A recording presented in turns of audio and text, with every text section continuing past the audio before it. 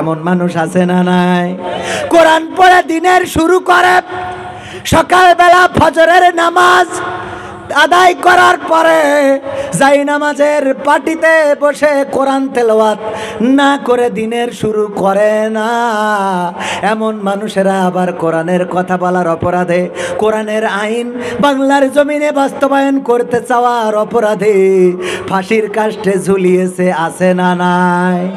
কারাবরণ করতে হয়েছে, কারারুদ্ধ করেছে, আছে না নাই? কথা কয় না। কারারুদ্ধ করেছে, হামলা মামলা নির্যাতন নিষ্পেষণ। আমার আমির হামজা ভাই কি এমন অপরাধ করেছে? 3টা বছর কারাগারের মধ্যে থাকতে হয়েছে না হয় নাই?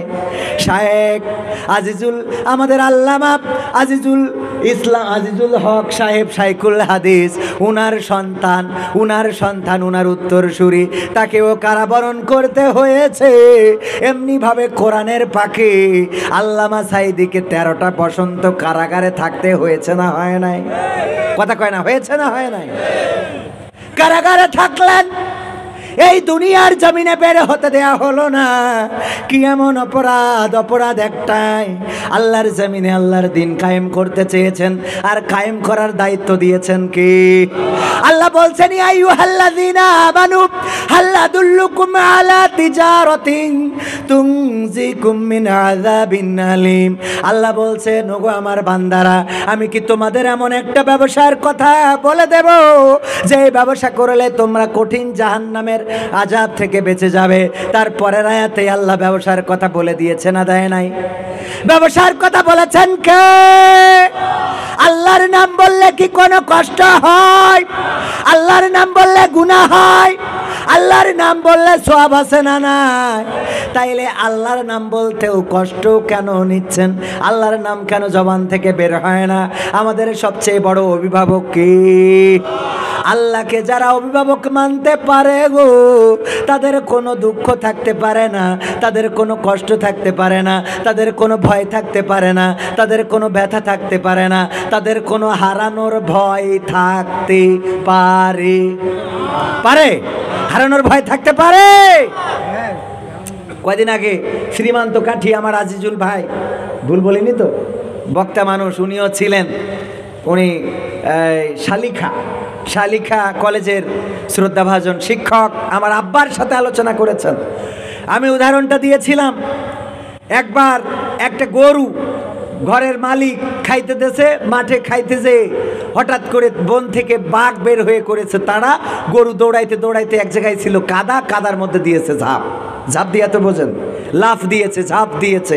দেওয়ার পরে বাঘও ঝাঁপ দিয়েছে গরুকে ধরার জন্যে, কিন্তু বাঘের গতি ছিল একটু বেশি, এত জোরে ঝাঁপ দিয়েছে যে গরু থেকে আরো 3 হাত সামনে যেয়ে পড়েছে। পড়ে গরুও কাদার মধ্যে আটকে গেছে, বাঘও কাদার মধ্যে আটকে গেছে। দুইজনই কাদার মধ্যে যত ছাড়াইতে চায় তত আটকে যায়।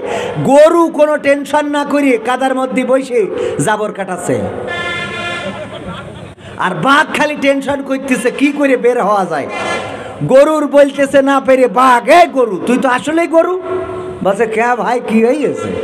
কি হয়েছে বোঝো না? না এই কাদার মধ্যে যে লাফ দিলি, আমি যদি তোরে ধরতাম তো ধরলে তোরে খাতাম, আমি বেঁচে থাকতাম। আর তুই যদি দৌড় দিয়ে পালাইয়ে যাতিস, আমার থেকে বেঁচে যাতিস, আমিও বেঁচে যেতাম, দুইজনই বেঁচে যেতাম। কিন্তু তুই যে কাজটা করলি এই কাদার মধ্যে ঝাঁপ দিয়ে, তুইও মরবি আমিও মারবো, কারণ এই কাদা থেকে তো উঠার কোনো রাস্তা খুঁজে পাচ্ছি না।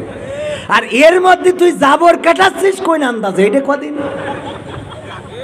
তো আছে ভাই, আমি জাবর কাটাবো না কেন? কই কাটাবি কেন? এটা কই কাটাবো কেন? শোনো, আমার মালিক আছে, মালিক হলো মেম্বার সাহেব। উনি এখন ইলেকশন, উপজেলা ইলেকশন করে বেড়াচ্ছে।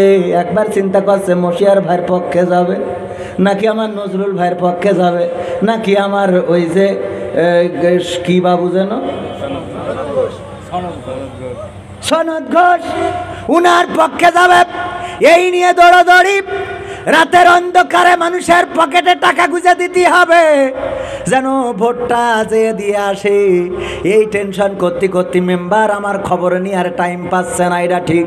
কিন্তু যখন রাত্রে বাড়ি আসবে, আসার পরে গোয়াল ঘরে দেখবে গরু নাই, তখনই সাঙ্গ পাঙ্গ নিয়ে খোঁজার জন্য বের হবে।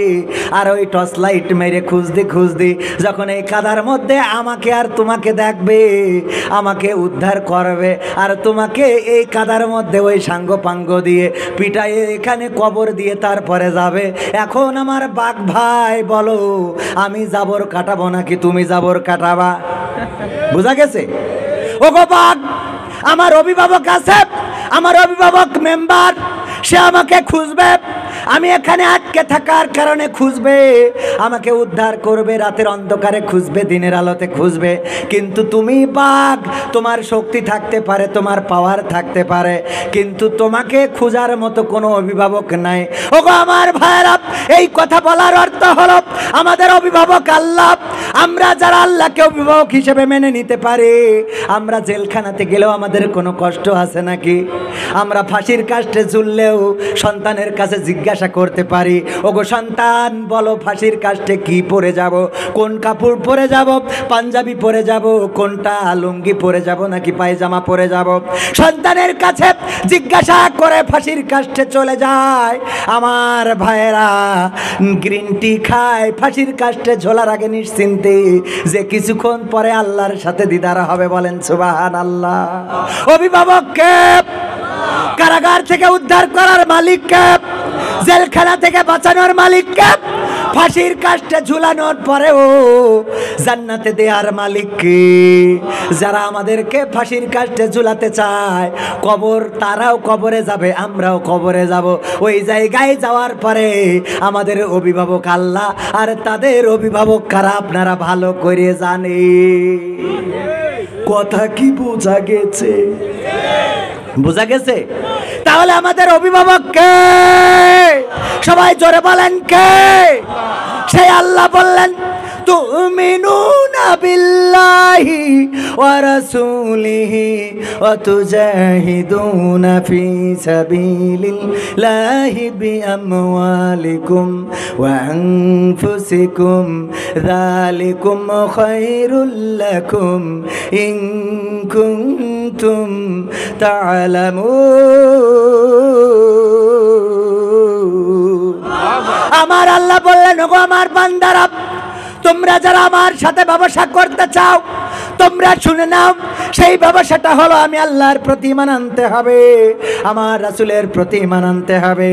আর আমি তোমাদের যে মাল দিয়েছি, বিআমওয়ালিকুম, যে মাল দিলাম, ওয়া আনফুসিকুম, যে জান দিলাম, এই জান এবং মাল দিয়ে আমি আল্লাহর রাস্তায় সংগ্রাম করতে হবে, জিহাদ করতে হবে, প্রচেষ্টা করতে হবে।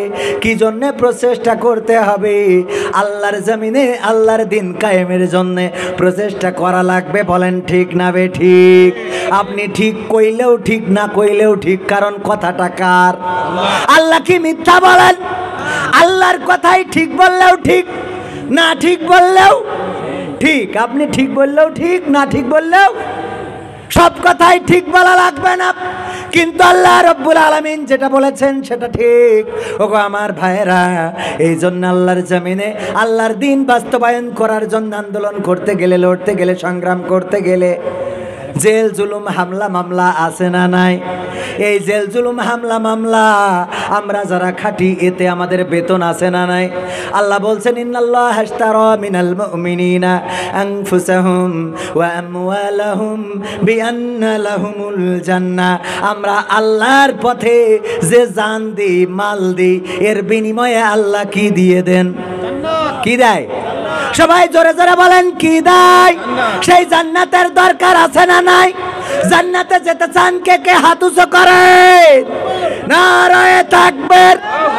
আল কোরআনের আলো, আল হাদিসের আলো, আমার নেতা তোমার নেতা, নারায়ে তাকবীর। জান্নাতে যাওয়ার জন্য হাত উঁচু করলাম। ভাইরা আমার, জান্নাতে আমরা সবাই যেতে চাই, কিন্তু জান্নাতে যাওয়ার জন্য কাজ করার দরকার আছে না নাই? মনে করেন না যে আমি কালেকশনে যাব, কালেকশন যা করার করা হয়ে গেছে। সর্বশেষ আমি আপনাদের কয়েকটা সঙ্গীত শোনাবো। সঙ্গীত শুনতে রাজি আছেন না নাই? রাজি আছেন না নাই? সেই সঙ্গীত যদি শুনতে হয় তাহলে আপনাদের মধ্যে একটু স্পৃহা দেখার দরকার আছে না নাই? আমি মাঝে মাঝে বলি আপনাদের একটু গানে গানে বলি।